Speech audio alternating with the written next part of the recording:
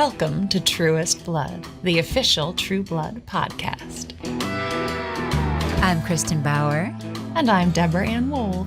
And you've been invited in. I want to do bad things with you. On Truest Blood. Welcome back to Truest Blood, where we sink our fangs into the series episode by episode. Here we are, Deb, episode 102. We made it. Yep. Can't wait to discuss this with you. Yes. So this week we'll be talking about episode 2 of True Blood, entitled The First Taste. It was written by Alan Ball and directed by Scott Winant. And later in this episode, we're going to get to interview Jace Everett, who wrote the theme song. So stick around. It's an amazing interview. But first, this week on True Blood.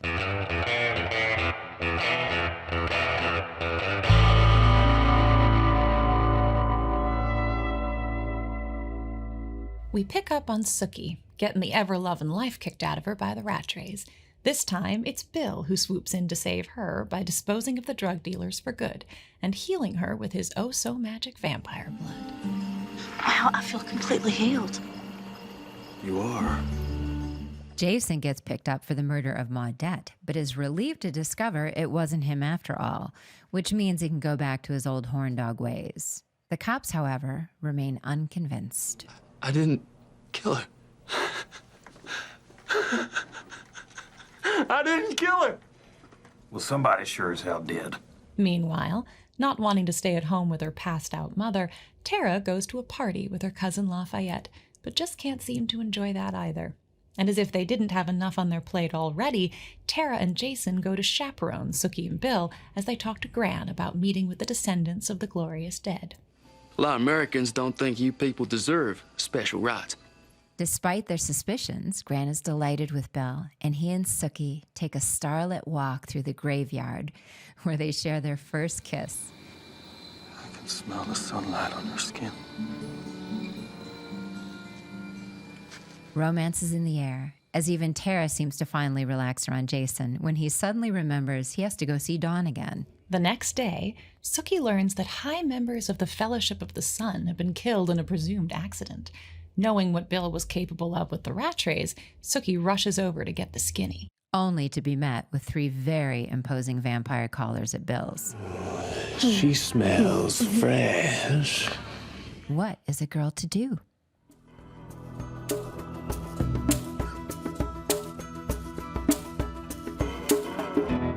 So this was a crazy episode. We got to know a lot of our characters better.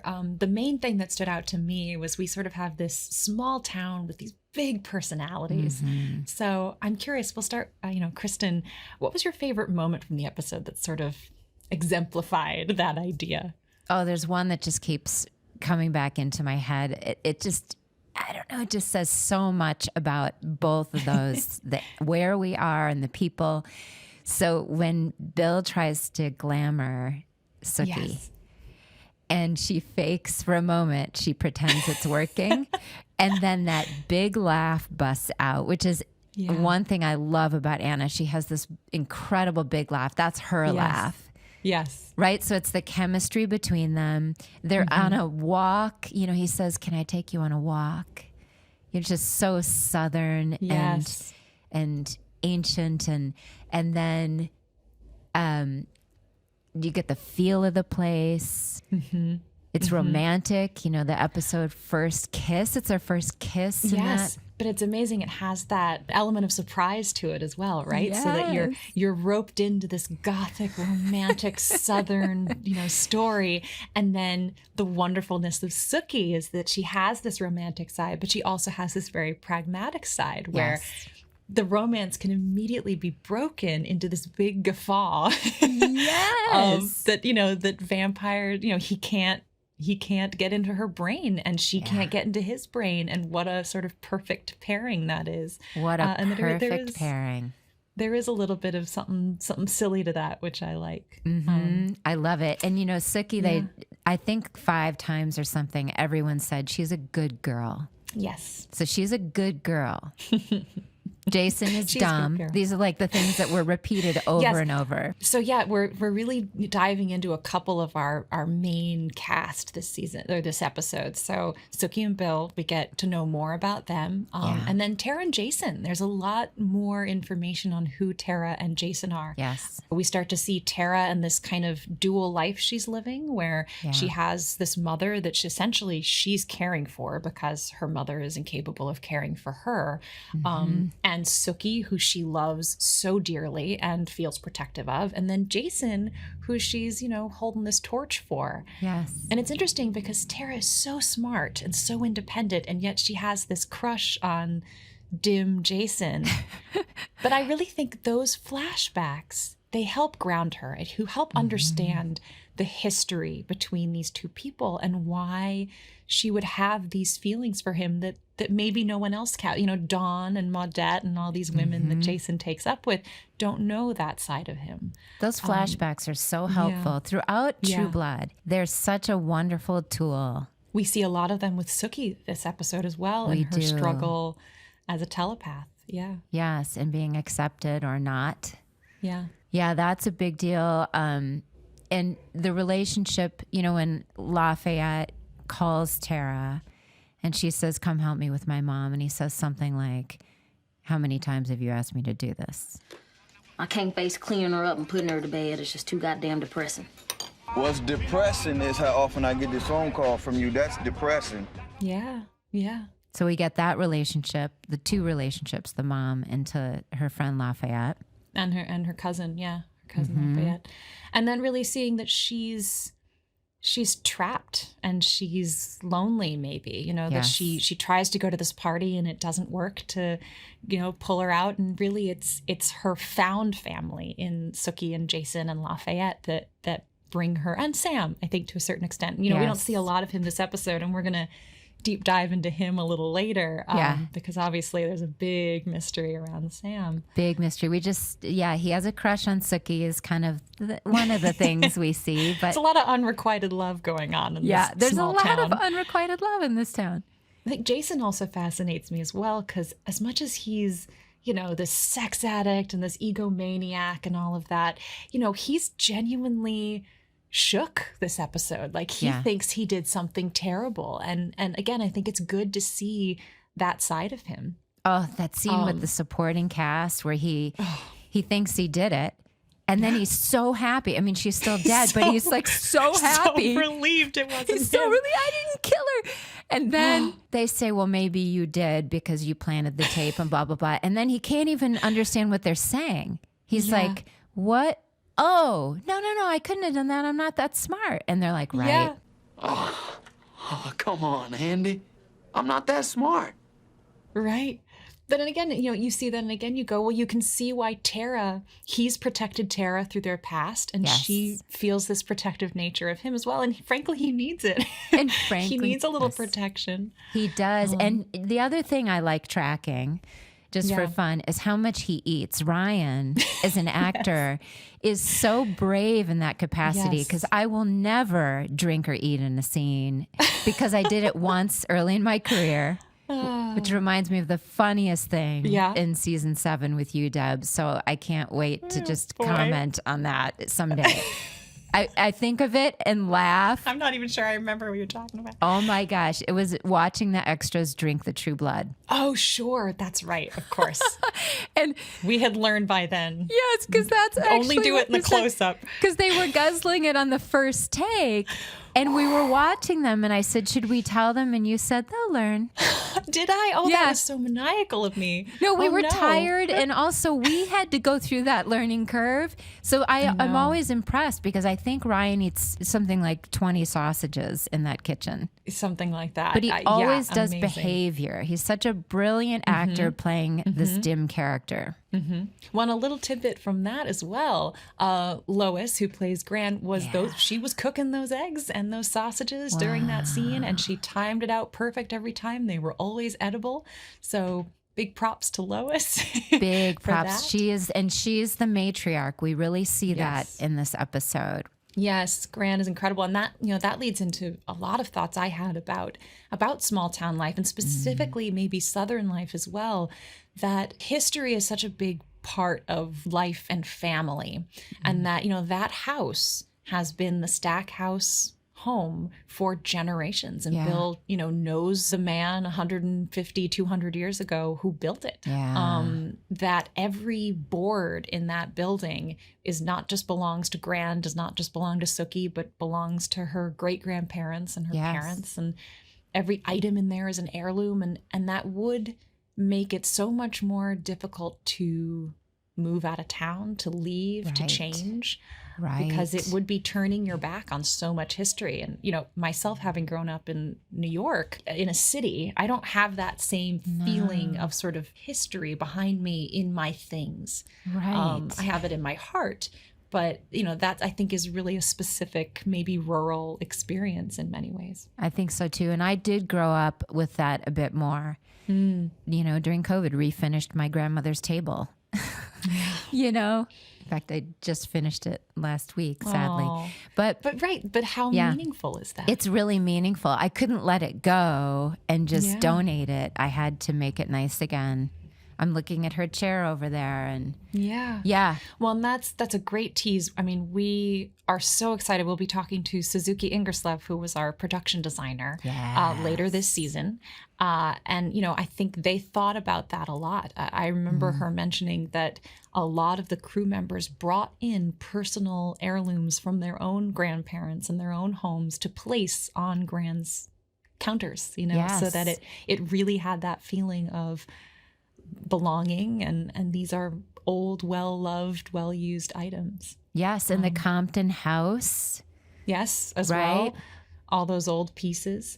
And then I think of it in the case of Tara as well, with her mother. And it would be so easy to say, if life is that bad and you're not getting what you need, why don't you just leave? But when you add that level to it, that there's this history that's there, it is much more difficult to just turn your back on. And it's difficult to turn your back on family, of course, no matter what. But there's so much pressure on her. So much pressure on her. She doesn't appear to have a lot of resources. Yeah. And so you're really, you can feel trapped. And she's such an amazing sort of play in these dichotomies. She's so outspoken and stands up for herself, and such an important voice in the story. And then you see her devalue herself at the same time around the people that have that power over her. And I just think Rutina's a Juilliard graduate and just works her butt off. And I remember just consistently being impressed with her, and would get so excited about the days that I'd get to work with her. And obviously you got to do a lot more. Oh, I got to do a lot more. Yeah. Oh my gosh. Yes. Oh, so happy that I got those scenes with her. Yeah. And that arc later. Yeah, and her toughness and her sense of humor really comes out in that scene with Sam. Like, why do I have to wear a uniform? Because, I'm a woman. Why doesn't he have to wear a uniform? And why are you sexualizing women? And Sam just, says, fine, you don't have to wear a uniform. And also that little bit with Jane Bodehouse. We meet her. Oh, yes. She's a wonderful recurring character. Yes, who's going to become a fixture of Bon Temps. That's Patricia Bethune, who plays Jane Bodehouse. Yeah.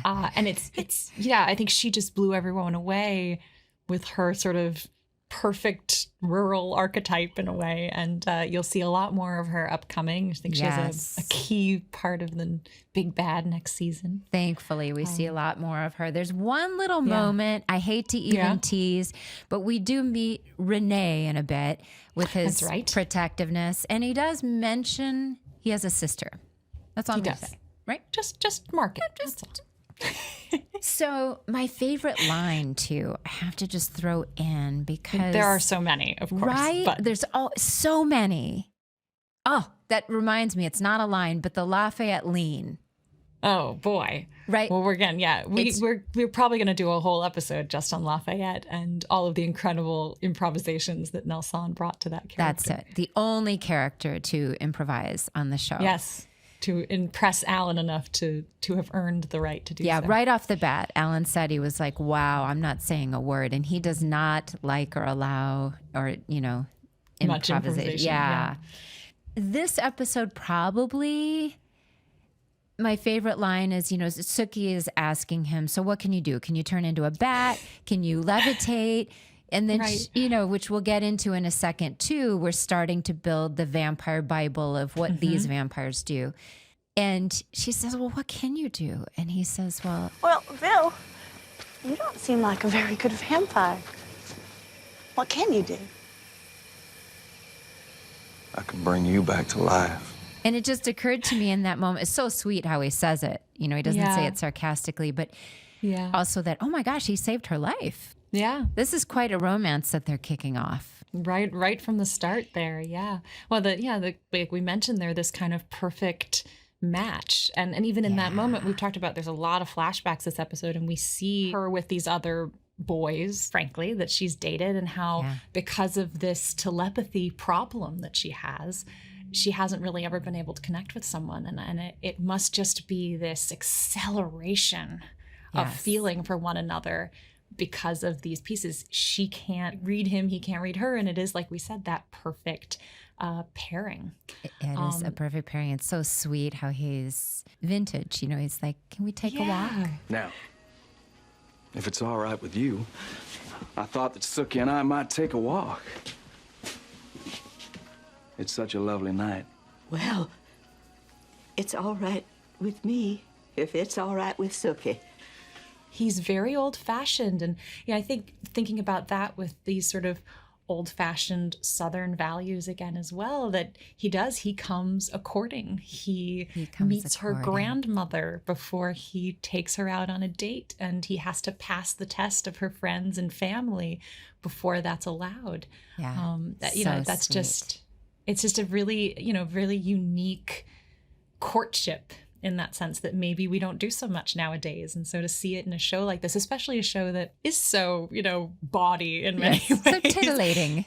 It's such a sweet start to something that becomes, very intimate very quickly. Yeah, and it's really the core of the show, and it sets up the place, the people. Yeah. It's pretty brilliantly done. What is your favorite Well, moment? I was going to say, this actually leads into my favorite scene, which is the scene at Gran's house with Bill and Sookie, Gran, and Jason and Tara.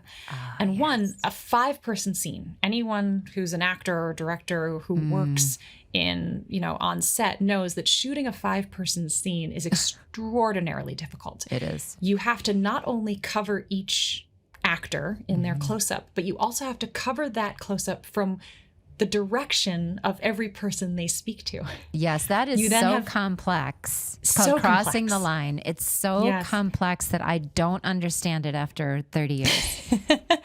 When you want to make sure that when someone turns to look at a character and you watch them do that, it feels like they're talking to that person versus when they talk to someone on the other side of them. So you're kind of having to do everyone's single shot multiple times. So at least 4 times potentially for each of the other characters. And cameras are large. You have to rearrange the room.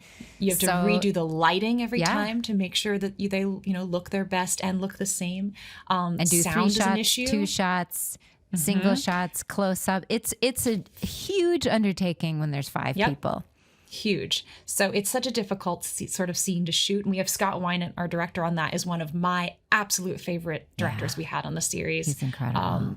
We will absolutely be speaking to Scott, hopefully multiple times on this show. I'm so impressed with what it is, but it has this, like we said, old-fashioned Southern, practically like straight out of a Tennessee Williams play quality to it. Gran brings him iced tea, even though he can't drink it. But I like that he sort of appreciates the gesture in many ways. Yes. But they also get into some serious subject matter. I mean, Tara is there to ask, hey, you fought in the Civil War. Yeah. Did you have slaves? And these, I'm so glad that Tara is present for that conversation and doesn't allow him or anyone else in that room to shy away or literally whitewash that situation. And that he's very honest with her in that moment, that he didn't, but his father did. There's this politeness on the surface of everything. Maybe not so much from Tara because she's more honest maybe than the rest of them. And Jason's not subtle. Jason's not subtle enough. But Gran and Bill really feel like they're from another generation. Another time. Yes. Yeah, that's a lovely, that's a packed scene. Packed. And even Sookie's the hinge of that scene, right? And she almost has, she's barely any lines. Yeah. But I noticed that they do a lot of it almost from her perspective. Yes. So that you're kind of watching all these people around her decide her life for her. Yes. Until finally she kind of says, all right, I'm doing this, whatever. Yeah, he says, can I take you on a walk? And then there's that moment where Grant says, this is my house. And he goes, but I'm the male. And she goes, but I'm the oldest.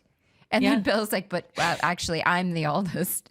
Which is, I'm sure, delightful for her. Yes. Yeah, that's an incredible scene. I really, really love it. And I think maybe because we know what it takes to shoot a scene like that, it's easy to say, oh, shooting stunts or shooting blood is hard. And all of that is. Mm-hmm. But in many ways, when you see a 5+ person scene, that's really the moment you go, oh boy, this is going to take a while. I know everyone always asks, what's your favorite scene that you've shot? Which is impossible to answer. Yeah. But one of the ones that comes to mind in later seasons is just where it was me and another person talking. Like those are just so lovely. Yeah. You can feel it as an actor. There's just it's hard. A 5-person scene is hard. Yeah. Well, I also really love Tara and Jason's scene after that. They have a real connection for a moment. And again, he's one of the few people that she really relaxes around. And she shares with him that she feels unseen and lonely. Yeah. And, unfortunately, he's not present enough to really be there for her. That's so sweet the way you say it. And I'm looking through my notes because there's like a line where he's like... Well, she says something about how she goes, yes, I'm not that smart. And he goes, you know what? I'll tell you a secret. I'm not that smart either. And she goes, it's not that much of a secret, Jace. So again, that perfect Tara, like down on herself, but also like too smart for her own good sometimes. I think it's just such a great real moment. And again, 2 great actors in a room together. I think great it just sings. And we have so much of that in this episode and in all of the episodes. Yeah, that's a big one. Everything is in that scene. Family, that heirloom quality. You use that word, heirloom, Deb. Yeah. That's such a good word for the sets, for the place. One little side comment about the place is the moss in the trees. That's right. Right? Because that becomes a thing when we're shooting in LA, Los Angeles, and not Louisiana. But that moss at that tornado scene at the rat trays in the commentary, that was shot in Louisiana. That's real. That's real moss. Yes. So we would get a lot of comments about, they overdo it with the moss. But the fact is the mossiest scene in the first season is actually Louisiana. Yeah. And nothing was added to that. And it transforms our locations for 7 years where it's a pine tree or whatever and they throw moss in it. And I'm like, wow, we're in the South. It's amazing. You really feel like it's there. And I think the soundtrack adds a lot to that too, putting in all of the insects in the background, and you really feel like you're off in the middle of nowhere where no one can hear you scream. Yes. Oh. Whether that scream is a pleasure or pain. Yes. Oh, the moths. I think it was episode 1. They said that they had to freeze the moths to then put them on the screen for the shot. Yes. And then they would unthaw. Yes. Flap. So PETA has a very specific, or whoever it is, has a very specific way that you are, ASPCA maybe, that you can use moths. And so they are sort of lightly chilled just so that they're sort of stunned. Get sleepy like all of us do when you're colder. You do get, they say, it's better for sleeping. And then you put them out and you immediately have to get the shot because as soon as they warm up, they just go live their lives. Yeah, they go find a light bulb. Yes, they go find a light bulb and live their lives. So yeah, there's all kinds of lovely little Southern additions there, making sure the human actors look sweaty. Yeah. Another thing we did was, vampires don't breathe, and obviously it's supposed to be warm at night, and so a lot of our either there was digital erasing of breath, but also I remember sucking on ice cubes sometimes so that my breath would be colder and you wouldn't see it on camera. That's interesting. Lots of funny little tricks. Yeah, because as the show became a mega hit, I think the budget got bigger and CGI technology improved, and as we were filming. And so, in that graveyard scene, Anna comments that they both had fog because it was cold. Yes. And then watching it, she's like, where did it go? How did you get rid of that? But that is sort of our first deep dive look into some of these characters. Yeah. Let's go on and talk a little bit about our opening titles. Oh, they're so good. But first, a quick bite. This week, Vampire Blood 101. Vampire blood can get humans high, and it commands a tempting price on the black market. Vampire blood also heals humans, as well as enhances their sense of smell and taste and libido. Vampire blood creates a connection between the vampire and the human that has consumed, and they can feel one another, whatever that means.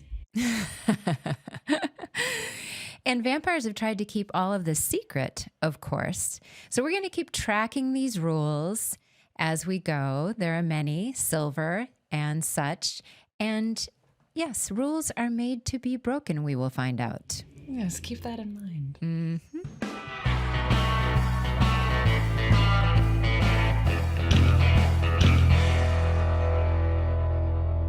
Well, we can't really dive into True Blood properly until we've talked about the opening titles. Oh. Those fantastic images that we see at the beginning of this show every week. It was quite something. It really is incredible, them, right? Yeah. So they were created by Digital Kitchen, which I think is the company that Alan worked with for 6 Feet Under. Yeah. So some of the, a few of the names of the incredible creators that made the sequence are Matt Mulder, Rama Allen, Sean Federchuk, and Cam Rowland, just a few of them. And it really is a remarkable sequence. It is. It's so unusual because you and I started filming before the show had been released. So You did. I did not. I started after the show had been released, but I was just a guest star. So when I was cast, I didn't have enough time to watch the show because there wasn't a Sunday between then and now. So yeah, so I didn't see the opening titles, I think, until later on. I think I was surprised and didn't expect and was so impressed. Like it really did feel like a wow, that was something. Yeah. There isn't one supernatural or vampire. Nope. But they created the feel, right? There's not one shot or element, but they created that feel. Well, I think one thing that they've talked about, when they've done interviews is this idea of the dichotomy of the sacred and the profane. Okay. And that, especially in the South, you can start the day by going to church and, speaking on being a good person and connecting with God. And you can end the day at a bar, dirty dancing with someone you just met that night.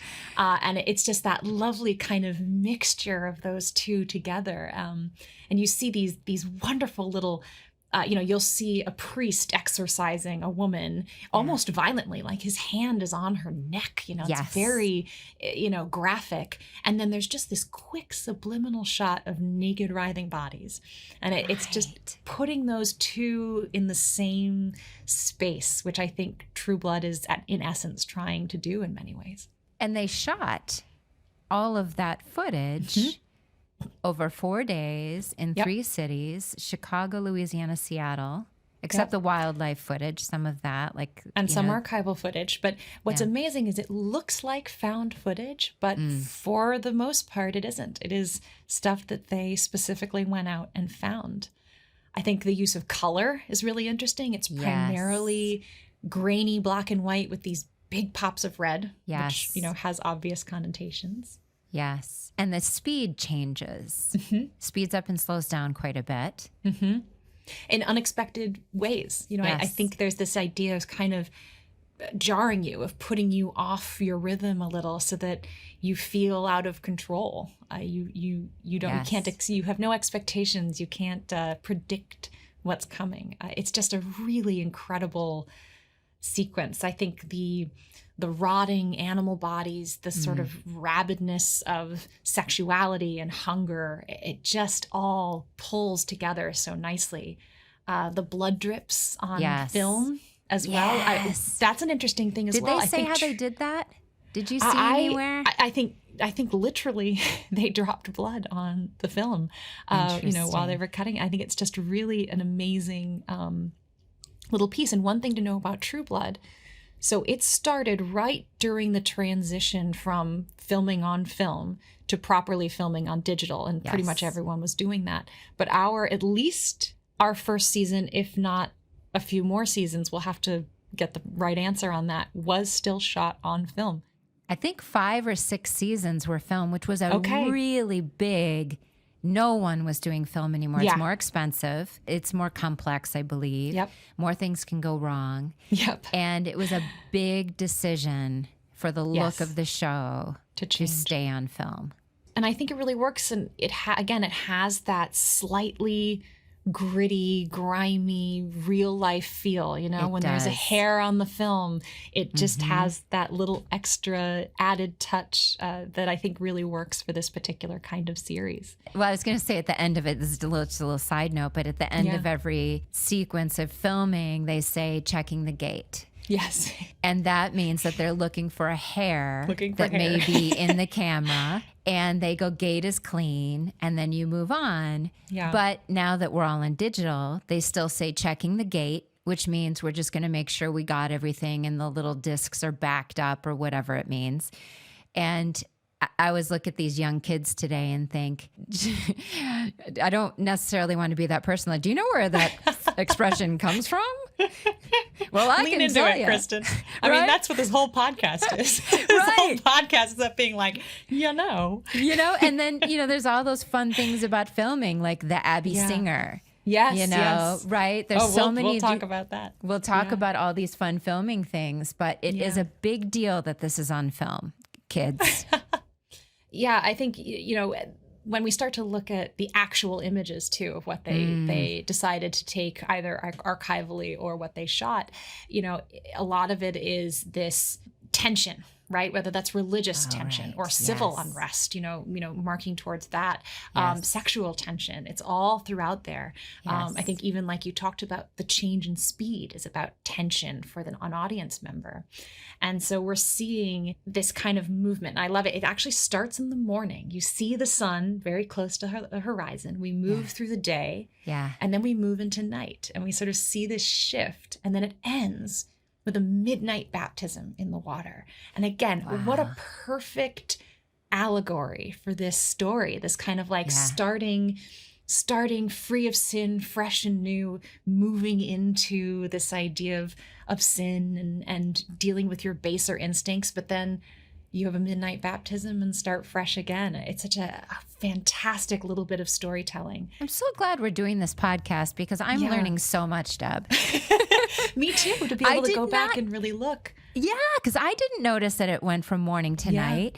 And if I went to art school, graphic design, and if they gave me this task of come up with something that is, I don't know how long, 30 seconds a minute, that encapsulates this entire world in this show, what are the tools at their disposal? And one of them is all of these things we're discussing. And I've literally been sitting there like an audience member going, that's cool. But isn't that the nature of art? That if you see it too obviously, then probably it wasn't very elegantly done. But the fact that it just washes over you is probably a sign that it was really elegantly done. But now I really recommend people go back and watch it with this discerning eye and really see what they've done, because there's some genius in there. I mean, they're showing you pictures of predators. They're showing you pictures of carnivorous plants. I even saw, the very first image, that skull that's underneath the water, that's called a mud dog or a hellbender, which is a prehistoric creature. And they rise up to show a modern day crocodile, or alligator, I should say, which is, sort of what that evolved into. And so this, again, this idea of history and aggression and, survival of the fittest. It's just all in there, and it plays Evolution. on you. Without you knowing. It does. And that obviously vampires are prehistoric, we're learning. Right. Or will learn. And that, they have also been with us this whole time. Yeah, it really sets the place. It really does. You sit down and, okay, I'm moving into another world. Yeah. And they do that, like you said, without showing a single vampire or anything supernatural, unless you sort of count religion within that same realm a little bit. That's unusual. Yeah. That's very unusual because I think a lot of shows you're going to see clips from the show. Yeah. You're going to see the cast, the place. You're going to see stuff that's in the show. Yeah. This was no characters that you recognize, and no, sort of actual visual, literal representation of what you're about to see. But I think it was a little bit about rural archetypes, kind of that the underbelly of that, exposing that a little bit is what they were trying to do. And to that point, even the text. Oh, yeah, that's interesting. So they ran around and took pictures and found a lot of resources of these handmade lettering that you might see on the roadside in the rural South, sort of makeshift signage. And they compiled all of that and created a unique True Blood typeface, which is then used to write all of the credit titles, all of our names, all of the actual True Blood title, and then all of our promotional materials. And so they made a unique typeface for the show based off of that. I think that's very unusual and brilliant. Yeah. One little fun side fact is that each time your name would end up over a different image. You wouldn't know what you were going to get. Yeah, that was really fun because, if someone wasn't in the episode, it might shorten or lengthen how many names. And that did shift when your name would come, especially like myself with a W. I was always towards the end. So I was at radically different places within that sequence. I had the longest name. You Bauer did have von the Straten. longest name. I always win that one. Were you Bauer von Straten the whole time? Or did you start as just Bauer? I must have started as Bauer because I remember that I met Aubrey while we were filming episode 9 or something. Yeah. And I'd been single for way too long and everybody knew it. I think all the cast was trying to get me laid. I think Anna asked someone to go home with me at one point. Well, you were so desperate to play on Facebook with them that they figured they needed to get you a buddy. I was desperate to be friended even on Facebook by anybody. I was really desperate, as the word. And then I met Aubrey and we went to coffee, and then he was just visiting LA. So he came back to my house. We talked way too late. At a certain point, I gave him a blanket on the couch because I had to get up at 3:45 or whatever. And I went to the set and was like, there's a boy on my couch. And Anna was like, what? And everyone gathered round. And then every day it would be like, did you kiss yet? And I'm like, no. And this went on for weeks. So finally I had to announce, we made out. I mean, it was a running, everyone knows my whole, on this set. They were so happy for me when I finally got laid. So I must have, but I wasn't a regular first season. Right. Right. So I think by the time I was a regular, I had gotten laid. That's right. Married. We would have been at the end. We would have been at the end of the credits, or at the end credits, not the opening credits for the first season or two. Yes. Yeah. Oh boy. But yeah, I mean, they are just fantastic. They set up the perfect tone for the show. But of course, we can't talk about the opening titles without also talking about the theme song. Inseparable. Bad Things by Jace Everett, who we're going to talk to now here in just a minute, find out how he was inspired to write the song, how it got chosen for this, and what that's meant for his career. Yeah. Incredible. The perfect song. You think you are, but before the night is through,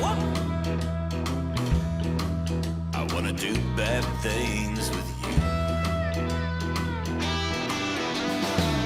I'm the can to sit up in his So, Jace, we want to hear there's going to be so many people listening who haven't heard the story that I'm sure you've told many times.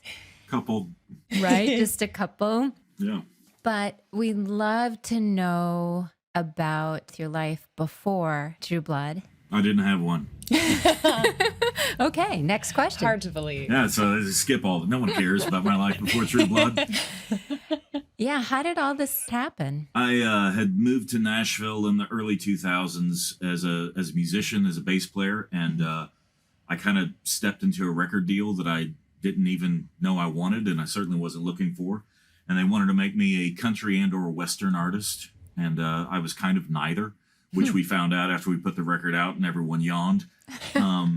but on that record, there was a song that I fought really hard to get put on the record. It's a song I wrote called Bad Things. Right. So we recorded that back in 2004. I'd written it in 2002. And the record came out. It tanked. You know, I was going to country radio stations promoting the record. And this was the time of freedom fries and boycotting French wine because they didn't go to Iraq with us. And I speak French. And I would occasionally talk to my ex-wife and my son in French on the phone. Oh, dear. In these radio stations. And what do you know? They didn't take a shine to me. That's so interesting. Yeah.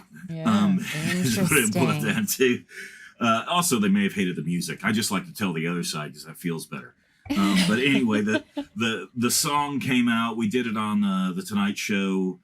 And it just nothing really happened. But iTunes put it out as a single of the week in 2006. That free download they used to do on Tuesdays. Mm-hmm. And Alan Ball apparently just had a Pavlovian habit of clicking yes every Tuesday. And so he had this huge library of music. And when he was talking to Gary Calamar about the music, Gary is the music supervisor for True Blood and a lot of Alan's stuff. Alan said, well, I don't know who this person is, but we'll use this song as a stopgap. And they sent that song to, I think it's Digital Kitchen in Chicago, who did the opening credits, which have been mimicked so many times now since then.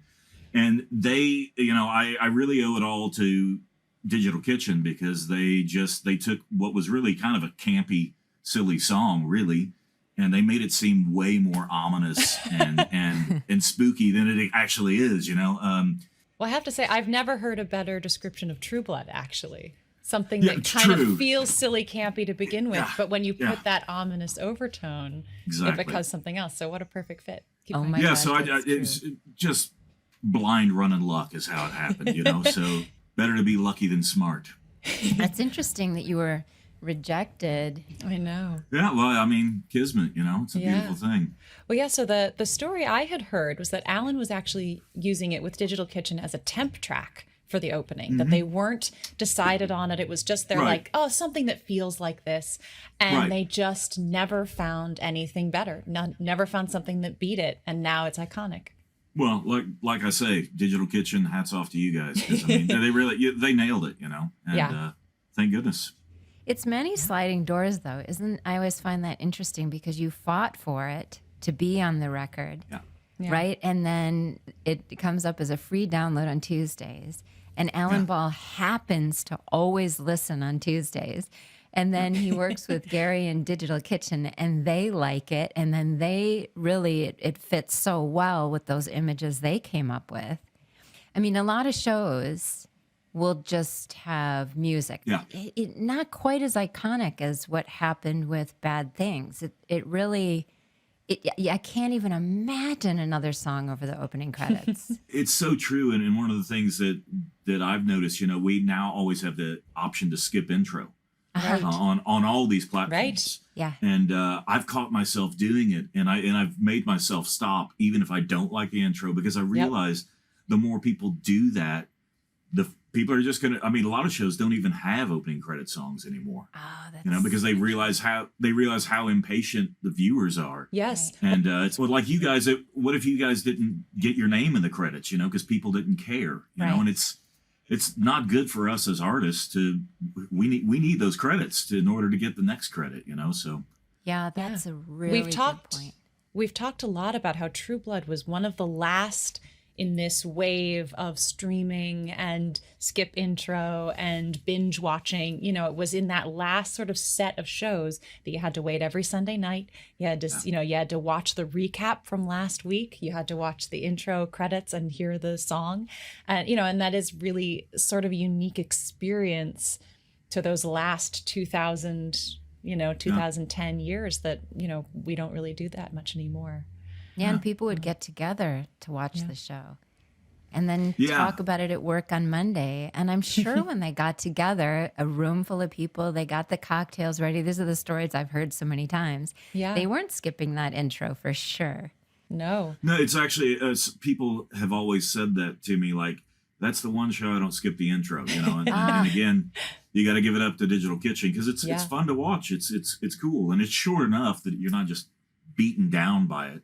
Yeah. You know, there's certain shows I'm like, okay, man, okay, let's Totally. let's get to the story. Let's get to the meat of the thing. I'll say I as know. part of my work on the series, because I find music very evocative and sort of puts me in the right space. And so I built a playlist over the years. Really? And obviously every year I would add a different song that, you know, because they would use, I think the writers and Alan were very moved by music as well. As I don't know if many people know, but all of our episodes are named after songs. And they would find different ways to include them. And yes. I did And we not would know. read. I'm so glad I'm in the listening to script. this podcast. Yeah, in the script they would put titles of songs that they would like to play over a certain scene, and you know, maybe you'd get it, maybe you wouldn't. But I started to create a playlist of the different songs that related to my character and their journey. And of course, the very first song on my True Blood warm-up playlist was Bad Things. So I think when you go into my iTunes, it is the most listened song in my simply because for 7 years I listened to that song almost every day in my preparatory work. And to this day, even when I hear the zzz of HBO, that like staticky thing, the first thing I hear is da da da da da da. Like it's just inextricably connected. And I always hear the theme song to Curb Your Enthusiasm. So there you go. We do. Our brains make those connections. Yeah. Let's go back to 2002, and where does this song come from? Where did your heart first find that? I was listening to a Steve Earle record that had that groove and that chord progression, but major keyed, and I made it minor, and I was just fooling with it. And there was a girl I was trying to impress, and it worked. It was great. So it took about 5 minutes to write, and No kidding. you know, there's not a lot to it. It's not particularly it's one of those things that I think the song was cool. Everybody always liked the song, but I think when you put the song in the context of the show, that's what really gave the song life. You know, I mean, it always went over well live, but now that it's connected to the show, kind of like the Alabama 3 song that the Sopranos used. Yep.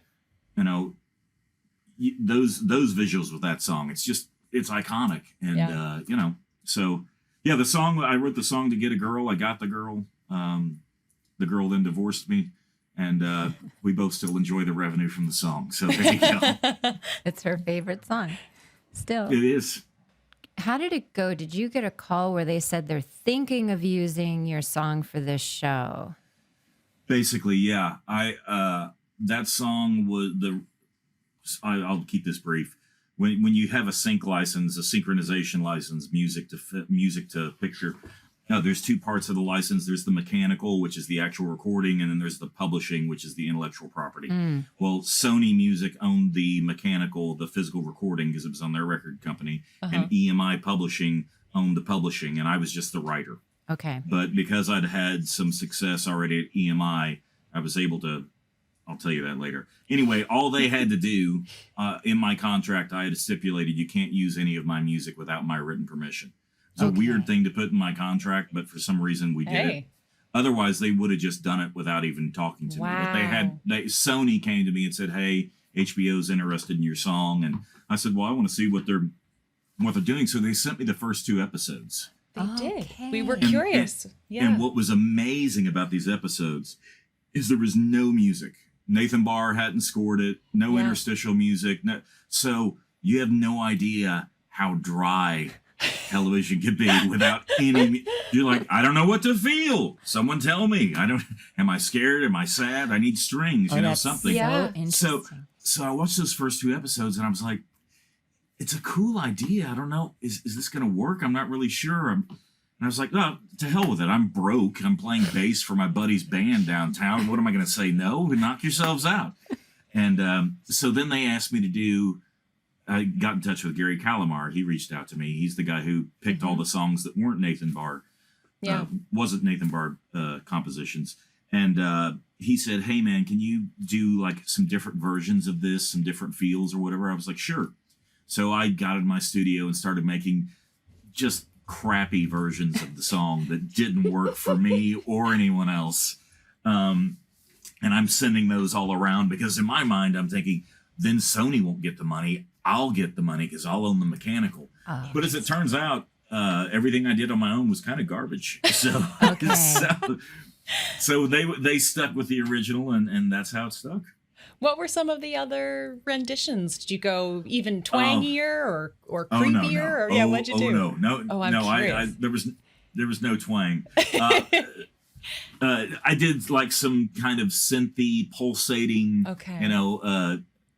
electronica type stuff with much more aggressive guitars. It was all terrible. Oh, I can't even picture it. That's so. They were good ideas. They were just very poorly executed. So. See, this is why I don't like to watch myself when I'm acting, because I think that's what happens to me. I don't think I get better. The more I think about it, and if I see myself on a show, I think, oh gosh, don't turn your head to the left, or is it the right? And then don't touch your hair. Like Deb said, I start, and then I think, God, my voice, who wants to listen to that person? I know. Our brains are mean. So then did you just get a call after that? Because that's a little bit of an audition when you're sending different version. It feels like to me, different versions. So then did you get a call saying it's done? It's a done deal. They're going to use it for, the original version. Yeah. And you sign the contract. But you don't know that this is going to be a hit. No. And frankly, I didn't think it would be. Right. Based upon what I had seen, I was like, I'm not sure, because I was a big fan of The Wire and The Sopranos and all the stuff that was like heavy and heady. Yeah. And this seems a little silly. And especially without music, it seemed very silly. Some of those scenes and the intro scene without music, there's no menace in it whatsoever. Oh. When the guy behind the counter, you think he's going to be a vampire, but it's really the hillbilly that's so the vampire. Yeah. There's no menace without the score. Yeah. Or without my buddy's song at the beginning of it. And so it was really hard to get an emotional connection to it. Okay. Yeah. So I really had no expectation, but turns out that it went okay. I have a wonderful little career in Norway where Bad Things became an actual radio hit. And so I go to Norway quite a bit. And one night we were playing a venue and these girls came backstage, wanted to meet me, and they'd been imbibing a bit. And one lady had some really good advice for me that I really have been thinking about ever since. She said, you should write another hit like Bad Things. Yeah. And I thought, God, why did I not think of that? That is a great idea. I know, your whole career, and it never occurred to you. I had one of my Kristin, I needed you there to explain the sliding door thing to her. But Yeah, I had one of my closest friends say to me, you know what, you should play the lead in like a big A movie. Yes. So then when you started watching the show with music and done and on television, you were probably sitting there the night that it aired, like, I was. Right? Was there a moment that you realized you were in and you liked it, you were hooked, that you realized, oh, wow, this is good. I actually like this. Well, I got to go to the premiere. What's the little theater there? Cinerama. That's what it was. So they played the first 2 episodes, and a buddy of mine lives in L.A., songwriter and actually screenwriter now. He came with me. He was my +1. And the opening credits came up, and as soon as they finished, he turned to me and said, holy shit, dude, you're in a hit. And I was like, okay, cool. So, I'm just this goofy Texas boy in L.A. And at this cool party, and don't fit in my own mind. I'm wearing all of my insecurities like a hat. Yeah. And the big Stetson right there. Yeah, exactly. all these people are milling around, famous people and pretty people, and there I am realizing that, wow, I'm part of something that I don't normally get to associate with, and this is going to be pretty cool. Amazing. Thank you guys so much for having me on this. It's genuinely an honor. I'm a huge fan of both of you ladies' work, and it's really sweet of you to even consider bringing me on here. So thank you very much. No, you're kidding. You were really first on our list because we were thinking, well, let's start at the beginning. Let's start with those opening credits. It's the thing that you can't not think of. It's the pink elephant of True Blood in a way. You know, it is so matches the show perfectly. And I think you said it perfectly at the beginning when you said, kind of the show without the music and the song without the show or the credits, they kind of needed each other to transcend. And I think they really did. It says a lot about collaboration. So it does. It really, really does.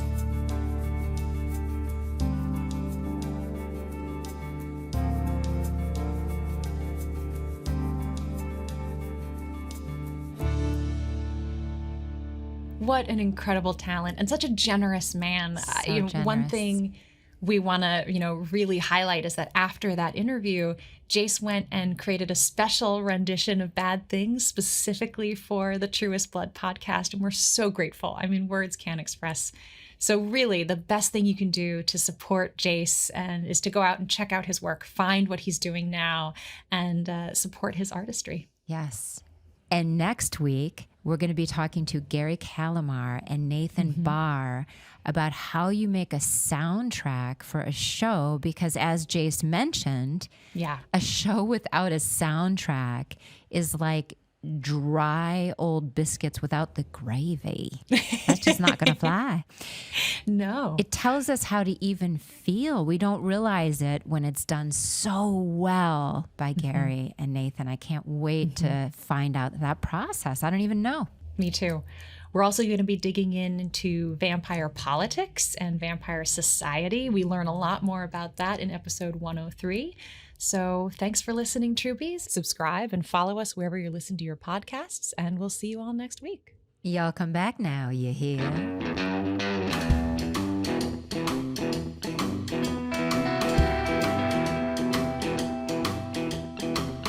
When you came in, the air went out, and every shadow filled up with a down. I don't know who you think you are, but before the night is through, I wanna do bad things with you. I'm the kind to sit up in his room, a heart sick and eyes filled up with blue.